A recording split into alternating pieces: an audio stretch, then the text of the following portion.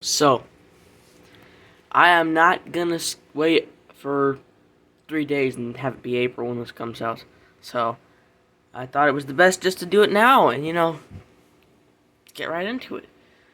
And before I start, if you're wondering, will these last 2 or 3 reviews be the last Beatles videos on this channel? Hell no, but kinda yeah. I don't know how to say it. I don't want to say it, because it's like, I love the band and I just want to make videos every day, but from last May, we've been making Beatles content every month, man. I think not every month. Yeah, I don't know.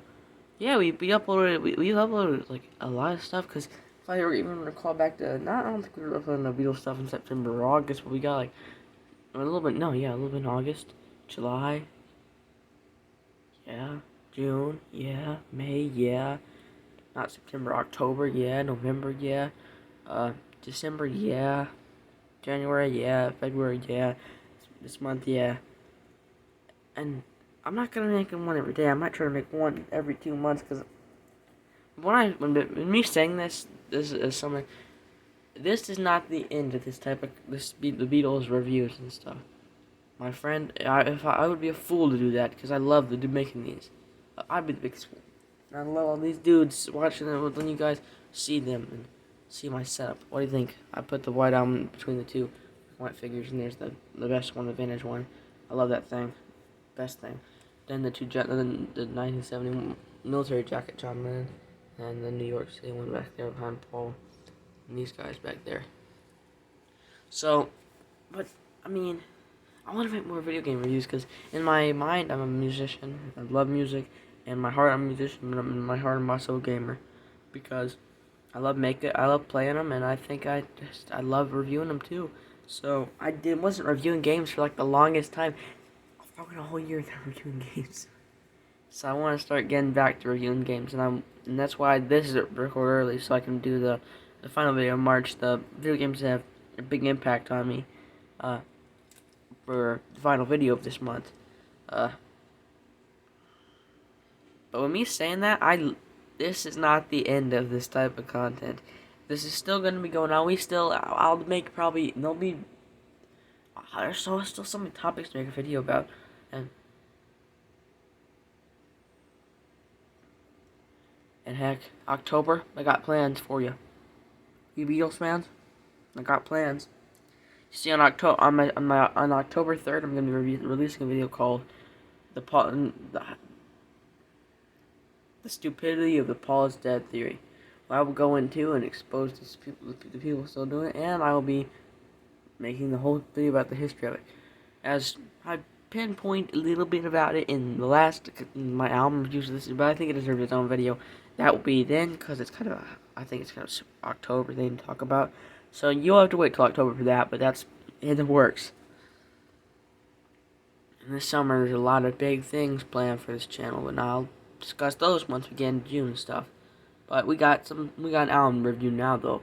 So with that getting out of the way, let's just in the words of Philip DeFranco, let's just get right into it. So the Beatles, or the White Album, was released in 1968 on November 22nd, 5 years after with the Beatles released, or the day JFK died. You see, and if I ever make a review, I'll talk about that more, because some say JFK's assassination was what teens needed a way to relieve after their favorite president got killed by Psycho. So the Beatles, with the Beatles, such an upbeat album, that this album is a double-sider. That means 2 sides to it, not just 2 sides. Notable songs that you might know off the bat, and let's just say my favorite song is "Happiness Is a Warm Gun," and "Glass Onion," and "While My Guitar Gently Weeps," "Helter Skelter," and "Revolution." I actually prefer the album version, the single version of "Revolution," because I think that's a whole lot better. No offense, but and back in the USSR is pretty good too.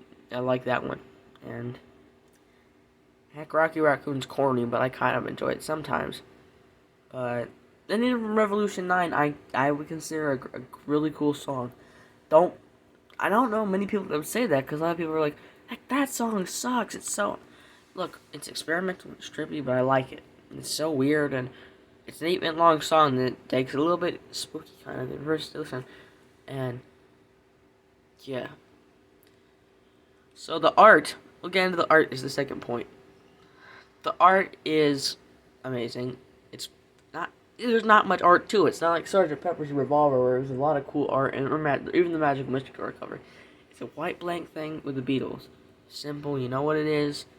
Such a strange backdrop for such a strange album. Now I will say this album was what started begin the decline of the Beatles as a band, and they just started they didn't hate each other, but they now I didn't realize this, but they weren't toxic at all as much as I thought they were because after watching the Get Back documentary, but they did record most of these songs separately, which is just so weird to think about. I've seen that band that used to be so close in 1965 to turn into this, but and you know the thing we need to talk about. Paul is dead. The theory that I've called BS on every time I've talked about it, as it is.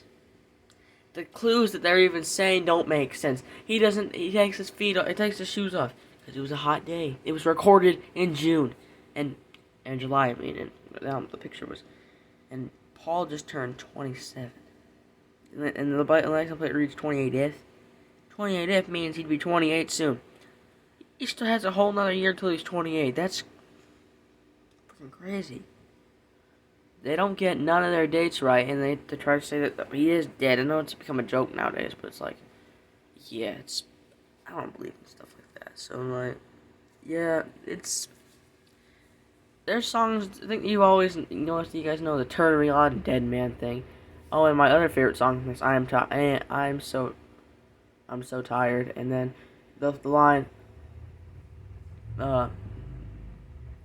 it's French John speaking in French, but some people thought some people thought it was like Paul is dead, miss him, miss him. It was actually give me another one because John was trying to ask me another recording of it. Yeah, that's pretty foolish of people, but like I said, I'll talk about that more. A lot of these songs they met their origin in Rick Cage. So now, if any of you didn't know, the Beatles, especially George Harrison, was in a spiritual type thing. Especially him, he's the spiritual one. But back in February of 1968, they flew over to Ricky Cage, which would become a trip that kind of just not be so well because Ringo he's allergic to like pizza. He can't eat Thai, so there's a lot of that food down there. So he had to bring baked beans. And Paul just wasn't really interested. He was just interested in making songs, and then John Lennon and George are probably the two that actually got into it, and John Lennon missed Yoko Ono, so he got back early. So George was the only one who really stayed that long because he was fully interested in it. Because, by this time, John was cheating on Cynthia with Yoko, so, and then one day she came home and saw them two in bathrobes at the table. That pretty sucked. I feel bad for her. But, yeah, songs that made their I'm So Tired, which is because John Lennon, and if you didn't know, when during those meditation processes, you can't use no drugs like LSD or marijuana that help you go to sleep, or even sleeping pills. So John Lennon only has cigarettes, and cigarettes keep you up. And the line, "Curse Sir Walter Raleigh because he's such a stupid get." He was such a stupid get. Means he's a bastard. But yeah. There's a sex references in "Happiness is a Warm Gun." Play this album to someone who calls the Beatles a childish kids band. Play this album, and I will tell you it will change their mind when I feel my finger on your trigger. He's talking about holding Yoko Ono's goose. Kids band, I know, really. But just don't tell me. And I saw this video of this fat emo girl. This fat, male emo looking girl saying, the Beatles were never bust and they were never gonna be there, never be. And I'm like, I hated both the people in it. Like, one was over, protective of them. Not everyone's like those two stereotypes. And this lady is like, she likes Three Head Stallion. I think that's a metal band. Or even guess who created metal, bitch? The Beatles did. Saying, I'm saying it, and it's true. But what is the worst part about this album, in my opinion? I'm gonna tell you a song I hate. Let me look on the back and see one song that would tell you I could go burn in heck. Hold on, let me read it. I like Dear Prudence.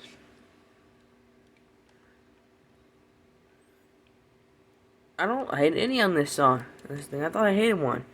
I do. This album is better than I thought it was. From Savory Truffle to your Blues, Sexy Sadie. Oh, I love that song. I can't believe I didn't mention that. And then even Good Night and Honey Pie, Wild Honey Pie. That's just so. I don't hate any of it. That's surprising. I don't hate no Beatles tracks really. Besides one. I don't even remember what that was. But so the White Album has a recording thing. So George got one of those recording things, and when John Lennon got home, he recorded I Am So Tired and other demos on it, and Sexy Sadie is like, that's a funny story to itself. It's like, some lady would not show up to make everyone get horny. Man, when you freaking call band kids and you find out that they actually make sex jokes at any time. That's why I love the Beatles, because they acted like a kid-friendly band, and they became what they did. It's crazy. And man, the White Album is such a avant-garde piece of work. I love the name. It's so simplistic, and it just conveys this white blank piece of paper. You open it up and you see all these. The idea of it was, you see this average album, open it up, and it's something different. That's such a fun idea. The idea might be better than Sgt. Pepper's album cover's idea. I don't know though.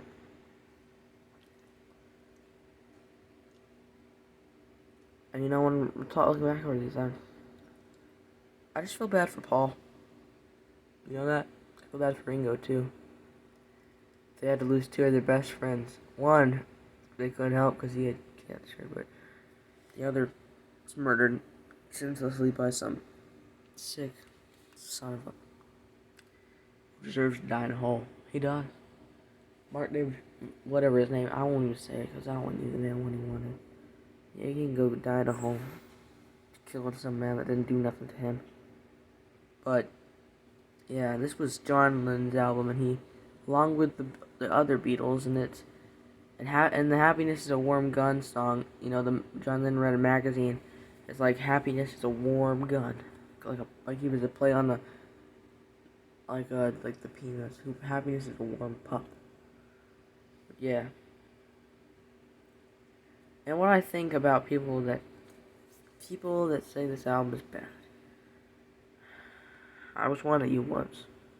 There's one time when I put this on number 10 on my list. I was screwed up then, because that is not true. I didn't listen to this before. I was under some people's, and let's just listen. Blackbird, a beautiful acoustic. There's two acoustics on this, Julie and Blackbird. I'm gonna just say this. As much as I love Blackbird, Julie is more beautiful, and it just makes me have different memories than Blackbird does.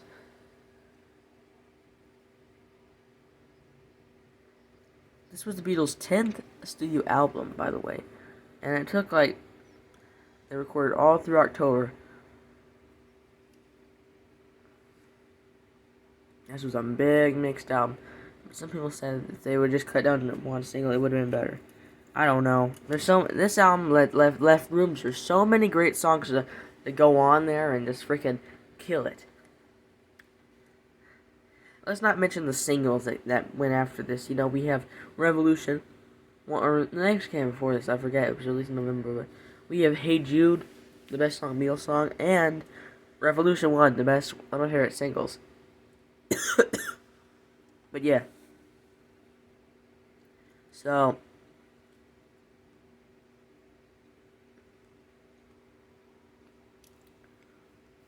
this album, Turning Point. This is not considered a psychedelic period album because those really ended at Magical Mystery Tour, and I would say this through Nine Inch Nails Submarine is not really considered part of the indie category. It's in the compilation act because it's not really a. I don't know. Hey Bulldog's like the best song on there, and it's an amazing song with Abbey Road. It's like the White Album, Abbey Road, and Let It Be are just like this. The later period, or I guess here the end. You know, you have like Beatles for Please Please Me through Help, which is like that early Beatles period. The middle is the psychedelic period from Rubber Soul to Magical Mystery Tour, and there's the end from the White Album to Let It Be. It's sad to see how much they changed, but let's just take that in that the White Album, like the way the Beatles was released 5 years before before the White Album, only 5 years in 1963, but it's it's so more experimental, and it's so weird to see a band change from what it was then. And you know, what more can you ask in an album? So many hours, an hour of a little bit of time of enjoyment. Great songs, great ideas. The big one to introduce the final period of the Beatles, the most legacy, the band with the biggest legacy on this world. People that would shape the music genre forever, making a song not just a single, making it mandatory to make albums, not an exception. Making the albums more than just a bunch of singles mixed up. And if you ask me what the legacy of the Beatles were, that's exactly that. Changing the game, making things like most musicians today follow that code, even rappers do. Albums are the Beatles. The Beatles are the ones that make albums what they are. Because what would albums be if you didn't have to? If you didn't even have to. What would music be if it was just a bunch of singles? And some people don't even release singles anymore because of what they did. They released singles, but they were exceptional in doing stuff that was unique. Some people ask me, why are the Beatles your favorite band? I'm gonna say that.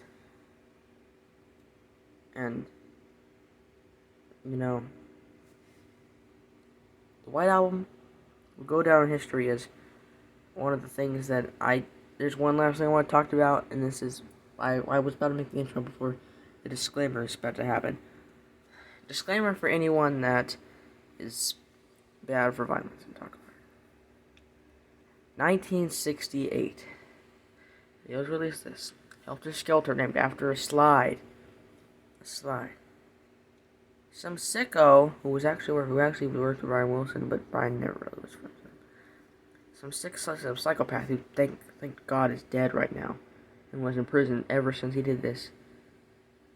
Killed innocent people because he thought that Helter Skelter was a sign of the Four Horsemen that the end of time was coming, and he must save the white race by killing them off. My lord. What a wacko.